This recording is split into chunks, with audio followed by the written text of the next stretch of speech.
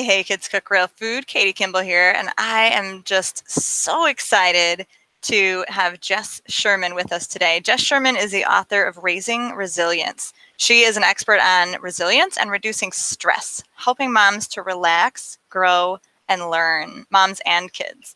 She started her career as a high school teacher, you guys, but she kept feeling like there was something missing in reaching her students. And so she left school teaching to study nutrition and holistic health. And she really focused on the impact of nutrition and stress on child development. And this is why she's here today. She has such a cool background for Kids Cook Real Food. She's a registered holistic nutritionist, but it's really her experience in the trenches as a mom of 3 boys that drives her passion to help frenzied parents. You don't have to raise your hand, but I know you're out there. Find the calm in your home and give kids the greatest health you can. She combines resilience strategies with food and nutrition to make a powerful 1-2 punch against many of the things that are ailing our young generation. So we're going to talk about all of that and more. Thank you so much for being here, Jess. I am so excited to talk with you about this. Yeah, this is going to be really good. So you're an expert on resilience, but I'm not even sure all of us would define exactly what that means in the same way. So let's start there. What is resilience as you teach it, and why is it important for all parents to understand how to build this in our kids? Oh, such a good question, Katie. Resilience is everything in my mind. I mean, okay, let's just back up. Resilience is basically our ability to cope with stress, right? So a resilient kid, a resilient person copes well with adversity, learns from their failures, changes, adapts to circumstances. That's kind of the picture of resilience. And so I think a lot of the things that are coming up for kids right now, for all of us as a general population, but especially profound in our kids, like anxiety and depression and withdrawal and aggression and hyperactivity and all these things. A few years back, I started to look at this through the lens of resilience, and it made all the difference in terms of my understanding of what they're doing, because they're struggling to cope. They're struggling to bring themselves back to balance in the face of an accumulation of stress. So that's kind of the lens that I've started to look at them through. Their resilience is low, which then kind of gives us a whole new set of strategies for, okay, how are we going to help them then cope better with that accumulation of stress, so that we can start to see these things dissipate a little. Okay, so that's a really interesting perspective. What I think I hear you saying is that stress is coming at kids from a lot of different directions, and if they have resilience, that's going to filter that out. But these kids who don't have resilience, the stress is just bombarding them and causing all these problems that any teacher in a classroom would say, well, in the last 20 years this is getting harder and this is getting harder, and attention and behavior, and like you said, anger and aggression.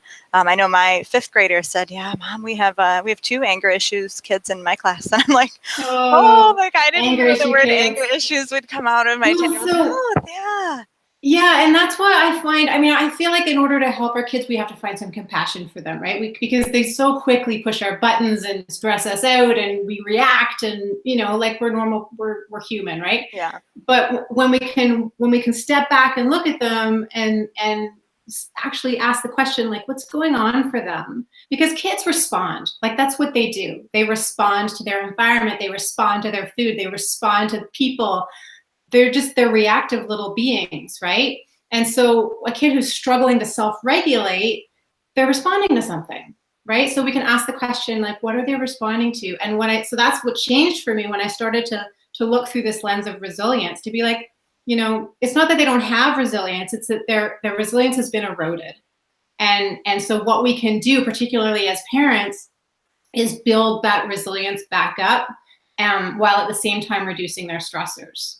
So this is kind of the model that I use now to coach families through raising resilience. But this process that I kind of term raising resilience is, identify and reduce their stressors, while at the same time improve their stress tolerance, improve their stress response.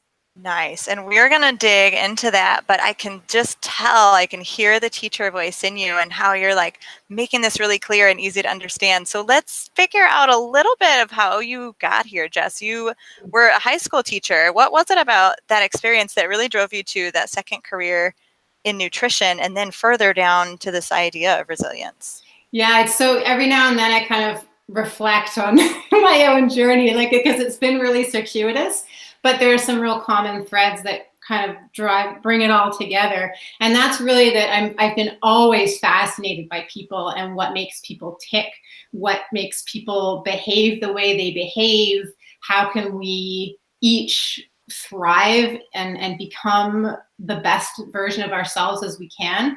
And I went into education because I felt like, okay, teaching. I actually never imagined I would be a school teacher, but I kind of fancied myself as some sort of educator. So I went to teachers college, and I studied experiential education, which is a type of education that is all around sort of making meaning from experience and growth and personal development.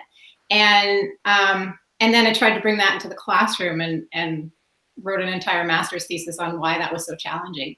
Yeah, but point being is like that thread of always kind of wanting to figure out what influences people to become who they are is really what the thread that comes through this. And what I found when I actually ended up as a high school teacher, we had a really strong focus. I found myself in a school. We had a really strong focus on resilience. I didn't really call it that at the time, but that's what it was. And we would like do everything, like we would adapt everything we were doing to help these kids. A lot of them were struggling with all of the things that is kind of typical of a school. We'd change the learning environment and we'd get them connection, and we'd like take days on end of like throw the curriculum out the window and let's just focus on like creating community. Like we did amazing things at that school, but still like something was being missed. Like there was some piece of the puzzle that I was like, there's something else. And so that's when I started studying nutrition and really kind of found this missing piece of the puzzle, this connection between what's going on inside the body, which we can get to, and resilience. Does that make sense? Yeah. And I mean, I've read studies and books talking about resilience. It's usually more of like a mental attitude kind of thing, or toughness is emotional, strategies and whatever. I've never seen it connected to food quite as much as you do. So how is food and nutrition related to resilience at all? Yeah, then that's what you just said was really important to me, because I was reading those things too. I was like, why two kids can go through these profound experiences that we were facilitating for them, and one like goes this way and like takes off, and one isn't responding. I'm like, what? That's why I was like, something's missing, right? So the nutrition piece, I found I had always been interested in nutrition and how it influences the body. And so I was like, maybe I'll stop teaching for a little bit and I'll take a look at this. And so I guess because I had that particular interest of kids and behavior, that's what I started focusing my studies on when it came to nutrition. And I just, my mind was blown open, because I realized the deep impact, like you have with what you're doing and cooking with kids, like the impact that food has on the body, that it is such a valuable tool to actually change the chemistry of the body and change the messages that are flowing inside the body, and like influence hormones and influence neurotransmitters, like all these little chemicals that are really driving the show, like driving how we think and how we feel and how we function. We've all experienced, the hormonal chaos of whether it's PMS or pregnancy or menopause or teenager, whatever. We've all seen that, right? Hormones can really change how a person behaves. And what I was finding is like, that's just one example of how food can actually influence those hormones as well. And that's just one example about how what we eat influences how we feel and how we function. So that's the kind of thing that I started learning. Sure. Yeah. Food is definitely connected to mood, but it's great to look at it, through this lens of resilience. And you use the word self-regulation. I think, I mean, my daughter said anger issues, and you wisely pulled that back to, self-regulation issues. So that is critical to resilience, the ability to regulate oneself, to understand how you're thinking, how you're feeling, and how you can be in control of how you respond. What are some of those stressors that are beating on our children and they're encountering day by day that can really interfere with that self-regulation? That's a really good question. I think, like you said in your intro, I'm a mom. I have 3 boys. Life is crazy busy as parents. And so I've spent a lot of time trying to boil things down into frameworks and into need to know, right? Because that's what I found as a parent is if I don't have a framework within which to think about something, it just becomes too much, right? So the framework that I use for stressors, I think parents have a really, really kind of fun but important role to play in kind of understanding their kids, because we're the ones on the we see them, we know them so intimately, to analyze their stressors. And so the framework that I use for that and that I wrote about in my book was that there's 3 categories: social, environmental, and biological. And I'll tell you what those are in a second, but what we can do as parents is kind of scan them. So when your kid throws a tantrum or whatever it is for them, has an anxiety moment, we can quickly pull back and be like, what are their social, environmental, and biological stressors that are flaring right now, that are driving this behavior? Because behavior is driven by something, always, right? So what's driving this? Do you want me to talk more about what those are? Well, I'm just I feel like I'm probably wrapping my brain around it. And I love that it's 1, 2, 3. So my child is in front of me, they're either weeping about something or they're screaming or they're stomping their feet. Yes, different ways of throwing tantrums. And I can be what's the fuel here? 1, 2, 3, social, environmental, biological. Can we have a concrete example of each one? That'd be great. So a couple would be social stressors are anything to do with relationship. Right. So I kind of ground everything that I do in sort of an attachment parenting type of model where we are creatures of attachment, and kids who don't feel attached or they're at loose ends are going to flail a little bit. So, maybe they don't feel connected to you, or they had a bad experience with their teacher at school, or mom's about to go away on a business trip for 5 days, and so they're feeling that. So that would be kind of a social stressor. Mm-hmm. Makes sense. Sure. If I've just yelled at them, or they got in a fight with their friend. Yeah. And then an environmental stressor would be anything to do with the environment that's around them. So that would be there's just some kids respond really strongly to too much clutter, or not enough, they don't have their own space, or brash colors, or music, sounds, that kind of stuff can be really influential to some kids who are really sensitive. So that's sort of an example of an environmental stressor. And then the biological stressors are the ones this is the elephant in the room, I think, when it comes to what you were talking about in terms of stressors. And biological stressors are things that are going on inside their bodies that we can't necessarily see, but things like yeast, or food intolerances, or nutritional deficiencies, or hormonal things that are blood sugar instability, that kind of thing. Okay, so your examples were more chronic and long-term. But would biological also be they didn't get enough sleep last night, or they just ate a huge birthday cupcake? Yeah. And that can cross over. It can cross over, environmental, social, and biological, they can cross over into each other. But have they not eaten since breakfast or whatever, and we're seeing a meltdown because they're hungry? That would be a biological stress as well. Yep. Yeah. Sometimes I can see that, and you can just feel it. It's the hangry, and I'll be like, "Oh, honey, let's go get a snack." It's 4 o'clock, or have you had enough to drink? Yeah, and some of them that one, some of them can be really obvious like that. And I think there is more conversation, that more people talking and recognizing that.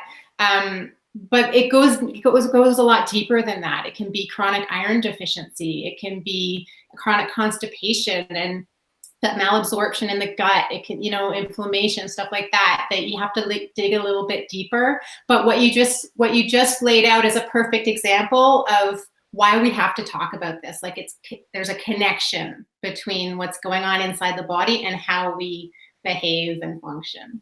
Yes. And so parents, if you're going through this 1, 2, 3, social, environmental, biological, and you can't figure it out, right? Like it's not, the answer then is not just that your child is crazy and throwing a tantrum, right? The answer might be one of those chronic ones. So then you think, okay, I'm going to either mentally or on paper note this. This is what the tantrum was like. This is when it happened.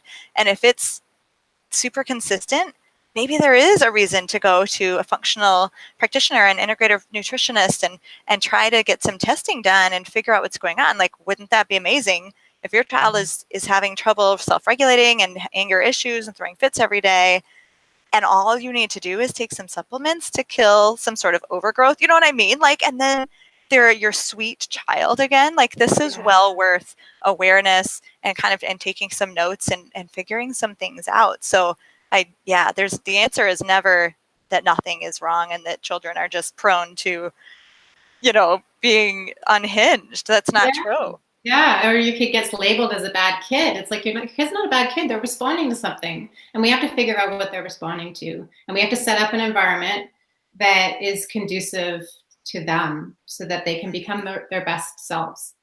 Yeah, and I think we should talk to our kids about it too. My same 10-year-old, this is my only girl, and she's so intuitive about things. And she did come home last week with a story. She said, so-and-so, the anger kid, he had his first big fit in gym class, but Mom, you should have seen his snack. She goes, he had a Rice Krispie treat and nothing else for snack. And it was right after that he totally lost control and he couldn't get it together the rest of the day. And I was like, my heart was breaking for the poor kid, but I was also so proud that she was even thinking about that relationship. I was like, good job. Absolutely. Absolutely. I love that. I think it's so important. And that comes from you having brought them into the kitchen and shown them, what you do so well. Like, this is what is fueling our bodies. Yeah, we talk a lot about the why we eat what we eat and how it helps us and why we avoid certain things we avoid. And that 3-step checklist is good, really good and really practical. So we've got a lot of busy parents, and let's talk about how food affects kids, particularly at school. Are there any foods, maybe Rice Krispie treats, that parents should avoid completely for kids because they will negatively affect their school learning and attention and focus? It's a good question. There are no absolutes when it comes to this thing. I think, the way you just described it is so nicely, like it's all about tuning in to our kids, helping them figure out what fuels them and what hinders them, right? Like what fuels their superpowers and what's their kryptonite. It's just like, it's different for every kid and there are no absolutes. Having said that, there are certain things that tend to interfere. So here's another framework that I'll throw out there, because I think parents, way back in the day, feeding our kids was like a whole family thing, and it was a multi-generational family thing. And now, we get this like new baby and we're just like, if breastfeeding is the big thing, or am I going to feed or bottle, whatever, like food starts to come on the radar, but then all of a sudden you're like, oh my God, I have to feed this being for the next, 20 some odd, maybe more years, right? And hopefully it becomes not that long, because we teach them to cook. That's the goal. Not 20 some, like 15 maybe. But it's a piece of what we have to then teach our kids. Yes. That we don't necessarily really understand ourselves, right? And it becomes very overwhelming. So I like to teach parents, all that to say, I like to teach parents about food concepts. So again, I've boiled it down to the need to know into 4 pillars. This is what I teach, 4 pillars. And they are food irritation, the nutrients our body needs, blood sugar support, and digestive support. And so in my programs and in my book and in my teaching, I take them through those 4 things and say, like, you're not going to do all of them all the time, but you can keep your eye on them, because those things are at the headwaters of resilience and self-regulation. That's like a longer conversation. But my point here is, you asked what foods parents should avoid. And I come back to that and I say, parents should avoid the things that interfere with those 4 pillars, right? Okay. So top of my list would be additives, right? Additives can irritate the nervous system, can interfere with nutritional absorption, can interfere with gut bacteria, that sort of thing. And refined sugar, because refined sugar does the same thing. It irritates the body and wreaks havoc on blood sugar, so it wreaks havoc on hormones. Like, I'm getting kind of technical here, but I think what I want parents to know is that my recommendations of taking additives and sugar out of their lunchbox is based on what the research is telling us this stuff does to your body. And when we bring it back to the lens of resilience and self-regulation, we can realize quite quickly that it really, really matters. It really does make a difference. Yeah, for sure. And I mean, because our bodies are so complex and our diets are so at the same time complex and varied, but yet the same all day long in some ways, like Yeah. if you looked at a certain food, like especially some triggers like gluten and dairy and food additives and dyes, your child's probably eating them every day. So there's no pattern to see. There's no like, oh, they ate such and such today, because it's happening every single day. So that's why you just have to cut some of that stuff out, especially the things that are research based, and see what happens, right? Yeah. Like it can't hurt. Sure, it might cause some conflict between you and your child, but if your poor child is losing his or her self-regulation anyway, Yeah. in your head, you're already in conflict, right? Yeah, I mean, it can cause conflict, but it can also bring families together. And this is a conversation that I have with all of my clients, to say the difference I find is when the focus is on food restriction, you can't have this, you can't have that, you can't have that, that causes adversity and that causes conflict. But when the focus is on nourishment, we're going to have this instead of this because this is nourishing our body. And the focus is on what you talked about before, about getting kids to understand how food is influencing their behavior and their ability to thrive and their ability to cope in school. It becomes a whole different conversation and a whole different dynamic. I love that positive spin. And I'm sure that kids in their heart of hearts understand when their parents are on their team and when they're all like seeking the same goal. But how do you get kids to believe that that's important? Like that's kind of like the ideal situation is, oh, like we're going to eat fruits and vegetables and meats now because it's going to nourish your body. And the kid's like, okay, great. I don't know how realistic that is. Do you have any tips or strategies? Totally. I would say this has become such a big part of the coaching that I'm doing, because like I can be like, eat this, but is it going to happen or is it not going to happen? Kids are picky. Like, we don't have enough time. We don't have enough money, all this stuff. Right. So yeah, curveballs get thrown in there all the time. And it doesn't mean it's not worth it. Right. That's the first thing I would say. Right. It doesn't mean that you shouldn't put some time and energy. I mean, that's the reality, right? Teaching our kids about healthy food and how that affects their body, it's going to take an investment of time, money, and energy, right? Our 3 most precious resources. Right. Other than our children, right? The most precious of all and worth everything. I tell parents all the time, like, if they said, I don't want to do homework, and they threw a big fit, you wouldn't just give up on academics for the rest of their life. Yeah. You would say, oh, I'm sorry, like, this is the way the world works. So we can't give up when it comes to food, nutrition, health, and building resilience. It's everything. I mean, health is everything, right? When we are healthy, we can do anything, right? And when I have parents tell me their stories of like kid going from angry, obsessive, impulsive, like the bad kid in school, turning into the kid that everybody looks at and says, oh my God, he's so happy. Like, imagine the trajectory of that kid's life because you invested the time, money, and energy to figure their bodies out. Yes, a total 180. And as a child, I mean, this is when it's easier to change. It's going to be easier for an 8 or a 10-year-old to make that 180 than a 26 or a 28-year-old. Yeah. But you're right. They have to always know. This is right at the very beginning of my Raising Resilience course. Like, they have to know that you're on the same team. They have to, because that attachment, right? Their firm attachment to you has to remain intact. And so these food changes have to be more helpful than stressful, and they have to know that you're on the same team together. And so that's what we work with. Do you want a quick little strategy around how I do that, or are we running out of time? Oh, is it practical? If it's practical, bring it on. We got a couple minutes. Okay. I find there's a transition point. I find it somewhere around age 8, 9. I don't know what you've noticed with your kids, but somewhere around there, they have to be brought in to the picture, right? Before then, you're kind of in control, and they just sort of look up to you, and depends on the kid, but there's a transition. So I like to talk to my kids about, I don't use, the food charts or I don't know what you guys have. We're in Canada. We've got the food guide. I think we have a plate. We used to have a pyramid. Yeah. So what's important to me is that my kids have an understanding of how food impacts how their body functions and how they feel, right? So I talk about food that way. I talk about brain foods. So those are the foods that are high in healthy fats, keep our brain going. I talk about energy foods, which are the slow burning carbs. I talk about growing foods, which are the proteins. And then I also really want them to consider their veggies and their water, which are just like ubiquitous. Like you just eat just lots and lots and lots of it, right? Nice.